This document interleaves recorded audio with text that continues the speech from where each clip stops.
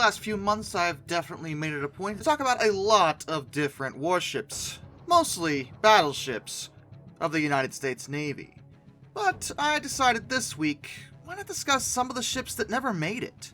There's been several times where the Navy has started building a ship, whether it be an entirely new class, or another member of an already existing one, and for one reason or another, they cancel it, and she never gets to actually serve. It's happened quite a number of times over the course of US naval history, but I'm going to focus on larger ships, mainly battleships, for this particular video. I guess I just wanted to shine some light on the ships that just never had their chance.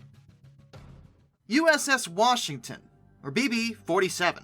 She's not to be confused with USS Washington BB-56, as there were two different battleships with this name. 56 was a fast battleship, part of the North Carolina-class. BB-47 was supposed to be the last member of the Colorado-class, along with her sisters Colorado, Maryland, and West Virginia. She was actually laid down on June 30th, 1919, at Camden, New Jersey, by the New York Shipbuilding Corporation, and she was even launched on September 1st, 1921. The Colorados were the latest and greatest dreadnoughts to come out of the United States at the time, so good that they were supposed to have 4 members. But in the end, they only wound up with 3. Why is that? Well, Washington was nearly 76% of the way finished when, on February 8th, 1922, just 2 days after America signed the Washington Naval Treaty, which limited all naval armaments, work on her ceased. By this point, even her underwater armor protection was in place. She really was almost done. But because of the treaty, they never finished her. Instead, she was towed out to sea in November of 1924 to be used as a target ship. The first day of testing saw her hit by 2 400-pound torpedoes and 3 one-ton bombs that actually slightly missed her, but did cause minor damage, and it gave her a list of 3 degrees, but she didn't sink. In order to finish her off, they put 400 pounds of TNT on board. But she still didn't sink. Washington didn't want to go down. She wanted to live, but that just wasn't going to happen. 2 days later, she was hit by 14 14-inch shells that were dropped from 4,000 feet in the air. But only one of them managed to penetrate her, and again, she didn't sink. But the final hits came from her cousins. Texas and New York used her for target practice and hit her with 14 more 14-inch shells, and this caused her to finally slip beneath the waves. This wasn't a complete waste of time, at least. The data gathered from the damage taken by Washington helped in the development of later ships. It was decided, for example, that existing deck armor on battleships was inadequate, and that future ones should be fitted with triple bottoms. But despite this, it's just a sad story. Washington probably deserved better, but the treaty made sure that she never got it. The South Dakota-class battleships from 1920. This type was actually planned to follow up the Colorado-class, and there were supposed to be 6 of these particular ships. They were designed to achieve 23 knots and represented an attempt to catch up with the increasing fleet speeds of the Royal Navy as well as the Imperial Japanese.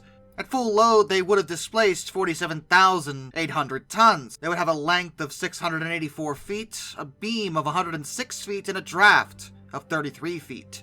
They were to be powered by 12 water tube boilers, capable of delivering 60,000 horsepower. They would have been propelled by 4 propeller shafts and 4 turboelectric generators. Their range was supposed to be 8,000 nautical miles at 10 knots, and they would have had a crew of 137 officers, 1,404 enlisted men, and 75 Marines. They would have been armed with 4 triple 16-inch guns, 16 single 6-inch guns, 4 3-inch guns, and 2 21-inch torpedo tubes. Their belt armor would have been between 8 and 13.5 inches, the barbettes between 4.5 and 13.5, the turrets between 5 and 18, the conning tower between 8 and 16, and the decks between 3.5 and 6 inches. They would have been pretty interesting to see, but unfortunately, they never got finished. Why is that? Well, for the same reason as Washington, actually. It was that blasted naval treaty.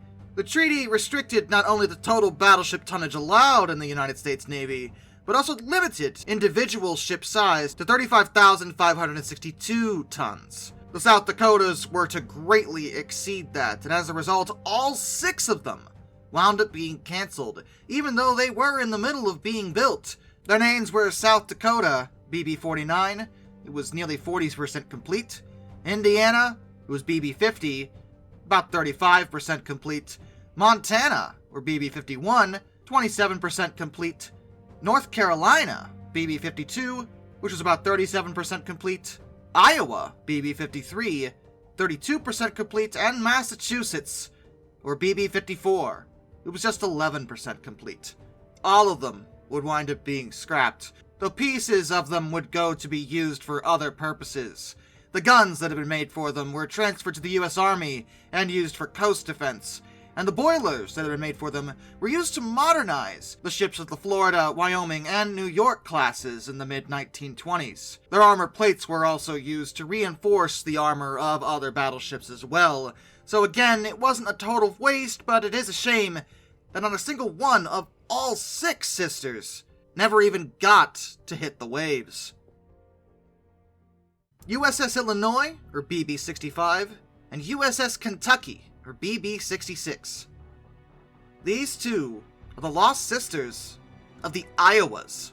The Iowa class is arguably the most famous class of battleship ever, at least when it comes to America. Not only were they the largest of the fast battleships that we managed to build, but also all 4 sisters wound up in preservation, which is practically unheard of. Ships don't get preserved very often, and when there's a class with multiple members, if there is one preserved, it's usually just 1, maybe 2.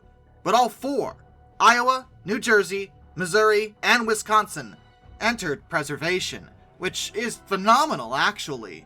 But they weren't supposed to be just 4. They were supposed to be 6. Illinois and Kentucky are their sisters that never managed to join their family. Both were still in construction by the end of World War II, and the reason for their cancellation was simply that. The war ended.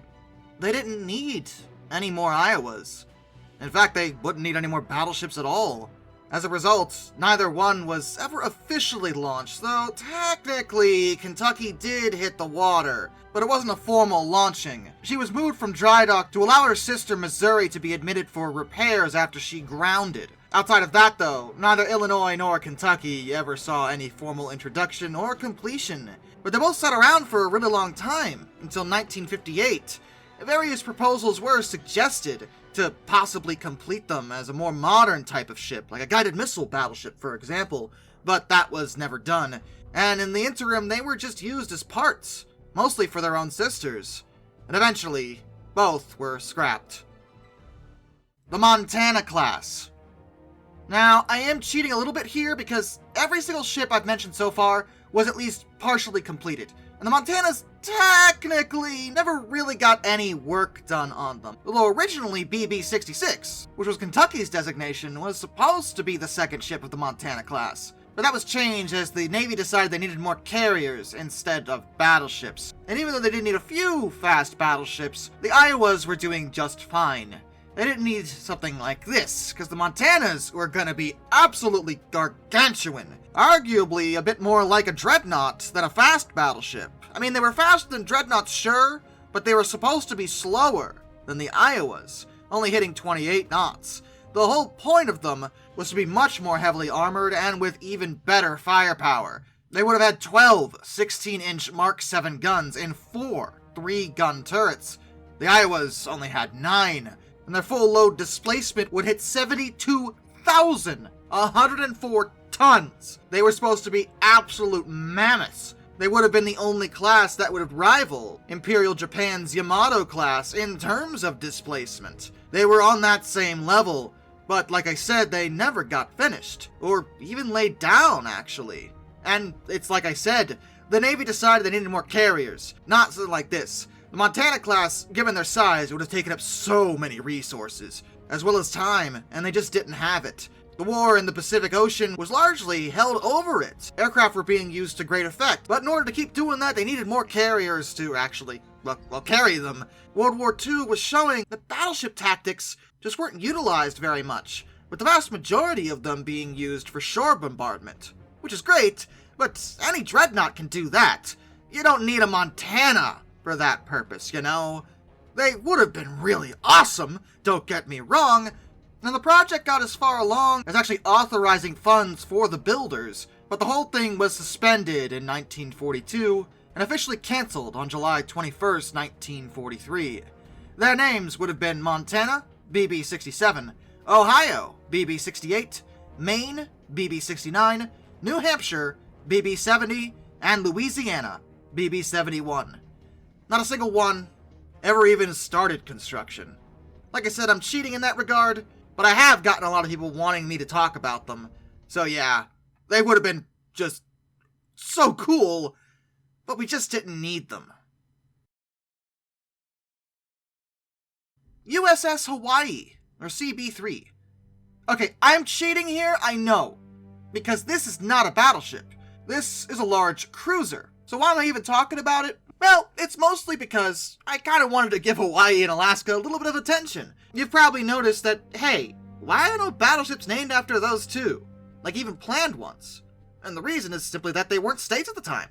When battleships existed, Alaska and Hawaii were still territories. They weren't granted statehood until 1959. But the Navy still saw fit to name a class of ships after United States territories. And the Alaska-class seemed appropriate. These were very big ships. Not technically battleships, but they were very big. Sometimes they're referred to as battle cruisers, but that is not accurate. The US Navy never referred to them like that. They always called them large cruisers, but either way, still very big ships, just not technically battleships of any sort.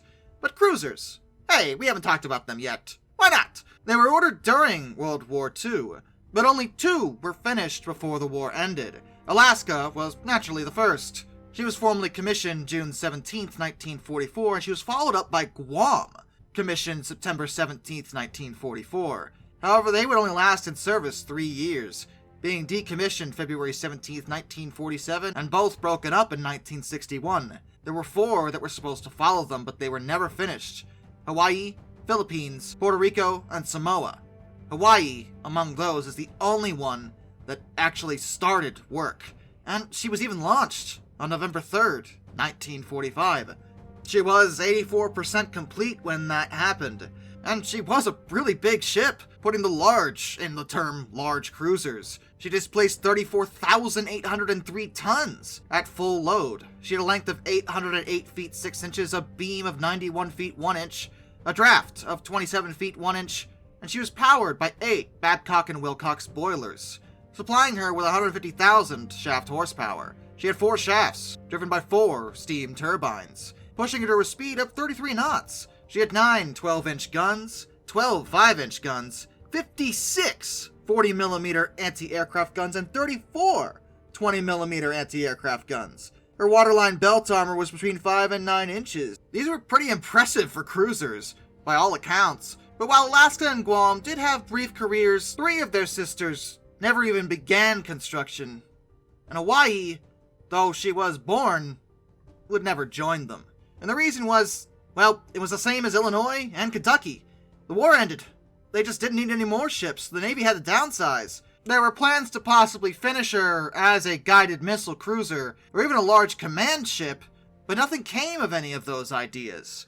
And as a result, Hawaii, even though she was 84% complete, was broken up in Baltimore in 1960. Which, isn't that kind of a slap in the face to, one of your brand new states? Like, Hawaii just became a state the previous year, and the first thing you do is cut their ship to pieces. Like I get it, it was an administrative decision, not one out of malice, but it's still, really poor timing, And Hawaii wouldn't even get another ship in the Navy until 2007, which is SSN 776, a Virginia-class submarine. I'm not trying to start anything, I'm just saying if I was Hawaiian, I'd be a little miffed by this whole thing. I'm just throwing it out there.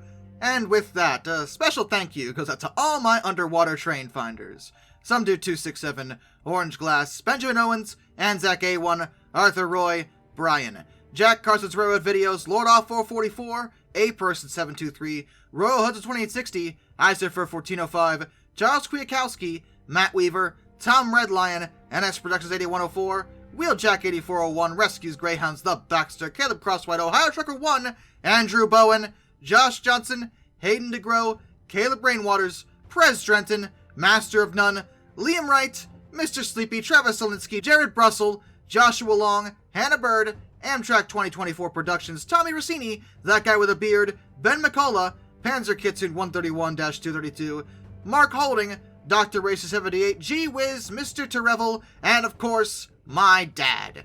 Till next time, this is Darkness and a bid you all a fun farewell.